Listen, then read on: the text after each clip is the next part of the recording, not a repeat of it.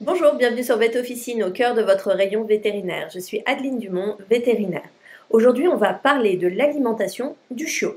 Alors, premier point, et si cela est possible, conseillez à vos clients de garder l'alimentation que le chiot avait avant son adoption, afin de minimiser les troubles digestifs. Le changement alimentaire pourra se faire par la suite avec une transition alimentaire sur à peu près une petite semaine. Deuxième point, les besoins énergétiques du chiot sont proportionnellement plus élevés que ceux d'un chien adulte. Il faut donc conseiller une alimentation croissance, et là on aura plusieurs intitulés suivant les marques, alors Puppy, Croissance, Growth, Junior. Dans les gammes exclusives de la pharmacie comme l'Apsa ou bien chez Dazon avec la gamme Vetonut, on aura donc des croquettes adaptées au chiot. Alors quelles sont vraiment les spécificités nutritionnelles de ces croquettes chiot ? Concernant les protéines, elles doivent être de haute valeur biologique.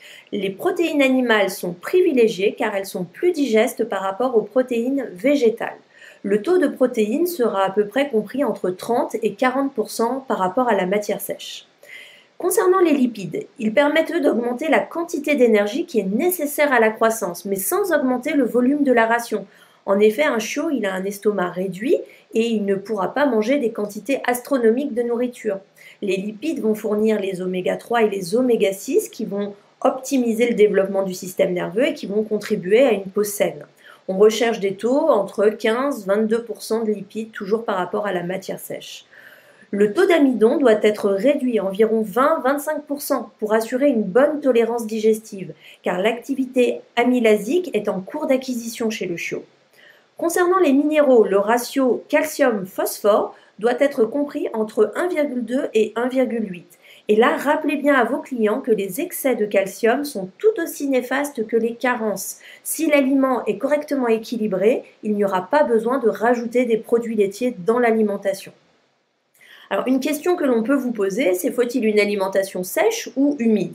Alors, on aura des avantages et des inconvénients pour chaque type d'alimentation. Alors déjà, le choix va se faire entre une alimentation industrielle, des croquettes, des boîtes, et une ration ménagère. La seule et unique règle, vraiment, c'est de donner un aliment équilibré et de bonne qualité. Le chien, en soi, n'a pas besoin de diversité alimentaire. Si le choix des clients se porte sur des croquettes, là, il est conseillé de donner les croquettes le plus tôt possible au chiot pour l'habituer donc à manger des croquettes. Alors au niveau des croquettes, on a plusieurs avantages. Le prix, ça permet également de réduire le tartre grâce à la mastication, ça se conserve mieux à l'air. Au niveau des boîtes, on peut avoir une meilleure appétence, un apport d'eau, ça joue sur la satiété. Concernant la ration ménagère, le calcul doit être précis et elle doit être établie selon le profil de l'animal, selon son poids, selon son activité physique. Par contre, on aura toujours un principe de base, c'est qu'elle doit contenir au moins 5 ingrédients.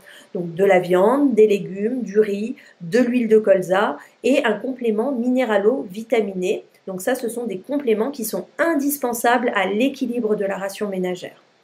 Autre question que l'on peut vous poser, combien de repas faut-il donner au chiot? Alors là, à partir de 2 mois, conseillez 3-4 repas en se rapportant toujours au tableau de rationnement. Puis après, au fur et à mesure de la croissance, on diminue à 3 repas, puis à 2 repas par jour. Donc, autre point dans votre conseil, il faut vraiment adapter les croquettes à la race et donc à la croissance du chien. Donc, il faut bien demander quelle est la race et si on a une estimation du poids adulte. Des croquettes pour un York ne sont pas les mêmes que les croquettes pour un berger allemand. La croissance du chiot comporte en fait 2 phases. Donc, on va avoir une phase de croissance rapide jusqu'au pic de croissance, suivie d'une phase plus lente jusqu'à l'âge adulte. Le chiffre là que vous devez retenir, c'est qu'au moment du pic, le chiot pèse approximativement 2/3 de son poids adulte.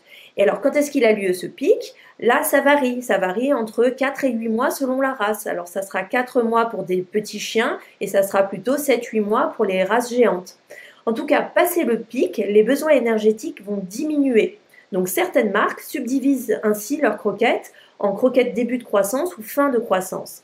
En tout cas, il faudra éviter les excès durant cette deuxième phase de croissance, d'autant plus si l'animal a été stérilisé. Donc pensez bien aussi à demander s'il y a eu une stérilisation. Voilà, j'espère que cette formation vous sera utile pour bien conseiller vos clients. N'oubliez pas de vous abonner sur notre chaîne YouTube. L'inscription sur notre site Vet Officine est gratuite et si vous souhaitez disposer de tous nos services, abonnez-vous. Bon conseil!